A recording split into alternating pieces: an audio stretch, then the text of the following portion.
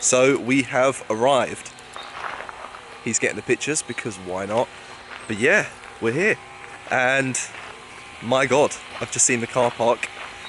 Wait till you see this. And it's not just that, it's the location that Audi have picked for this event. Like, oh my God. Just look at that. Look at that lineup. Oh, we all know what you're looking at. We all know which car you want to drive. Oh yes. But look at that lineup. This is where it's at, ladies and gentlemen. What a place.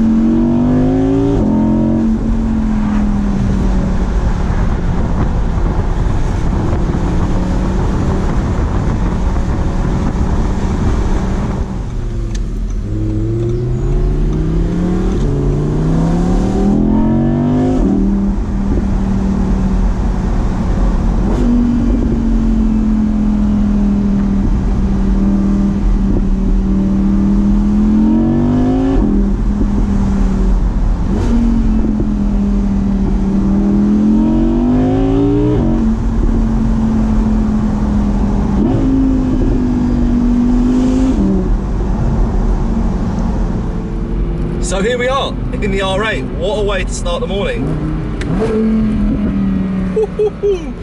I've been driving the car now for all of 10 minutes, mostly in manual with the valves open, because when you've got a sound like this,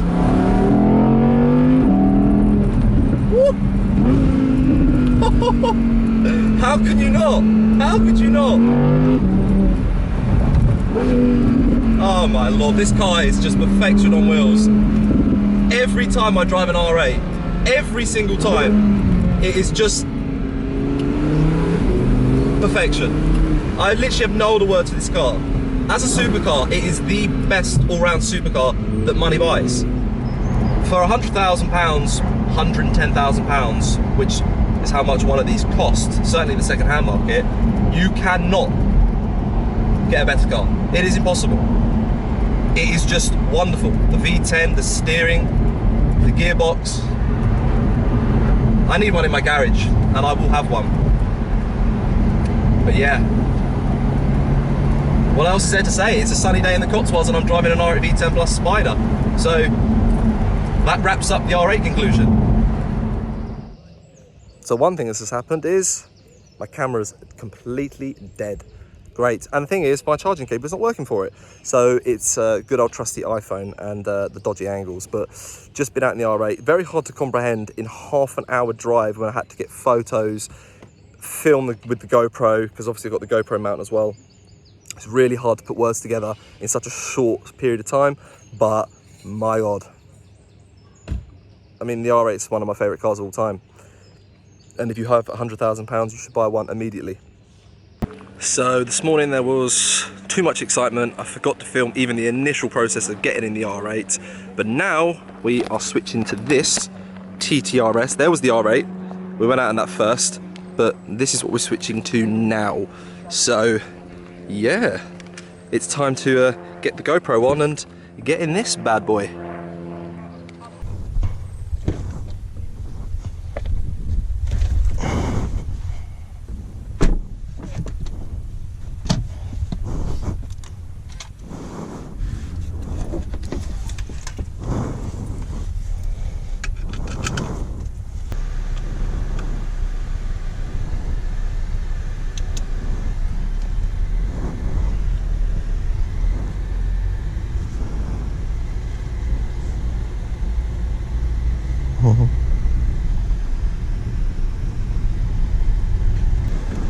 Hello there. That's an interesting dash man.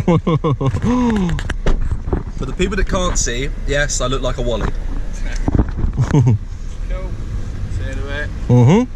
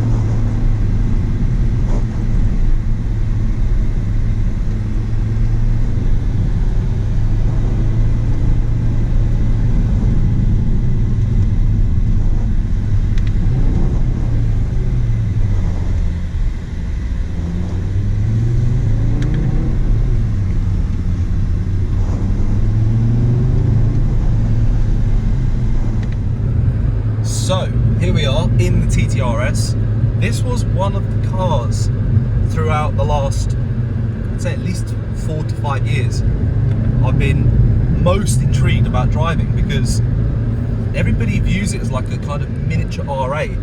And to be honest, from where I'm sat, it feels very much like an R8. The steering wheel is very similar, the dials are all the same. The interior is ever so slightly different.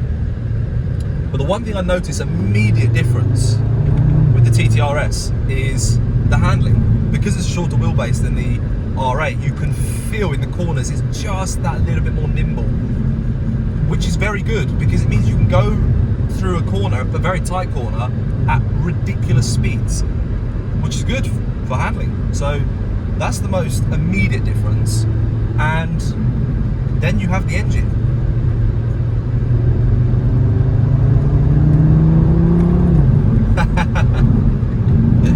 Man, there's just something about this engine that is just, it's so torquey.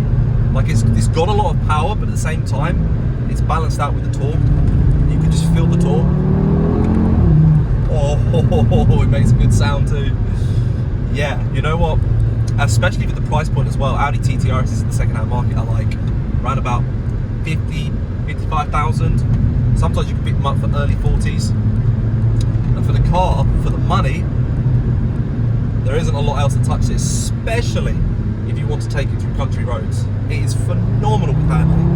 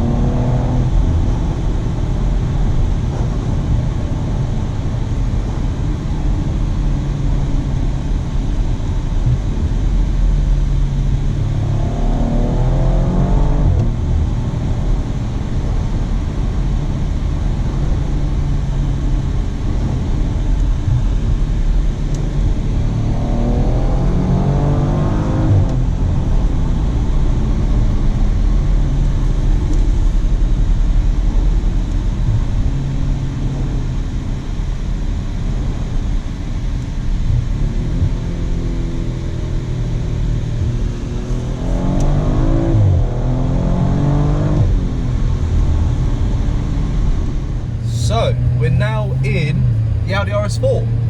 And I'm not gonna lie, this is the most surprising car of the day so far. It's not a V8 like the old RS4 used to be. It's now a V6. But the thing is, the V6 just sounds good. It drives really nice. It just feels really, really nice to drive.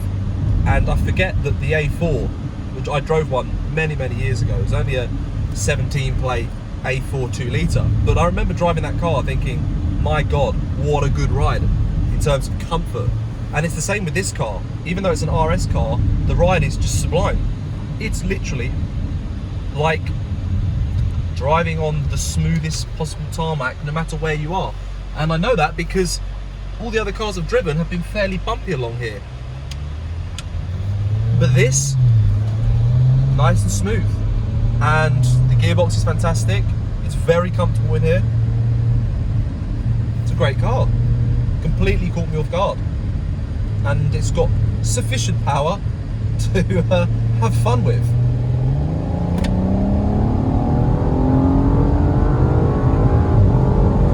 Oh, it makes a good sound for a V6. Oh, wow. And we have to talk about the spec, of course, because as you saw at the beginning of the video, I'm terrible with colour names, but we all know and we all call it a military green. It's like a military green, and it's just so suitable for an estate RS4 because it's one of the fan favourites, right? Since the early V8s. So overall, top spec, top car.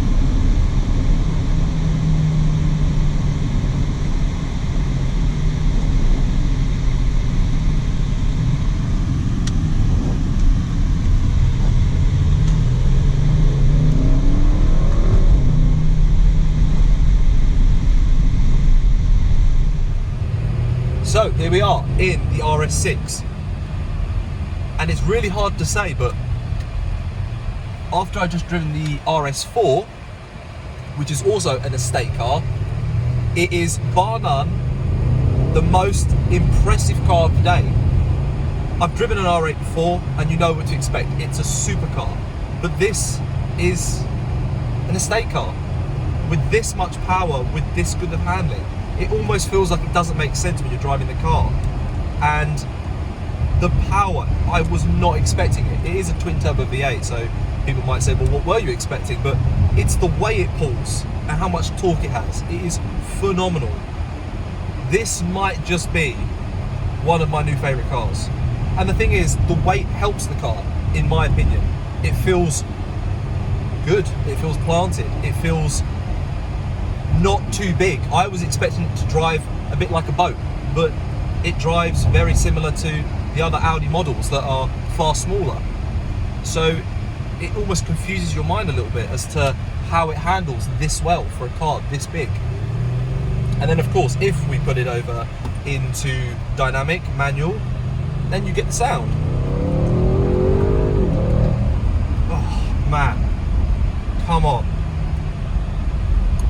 This is a superb car, absolutely superb.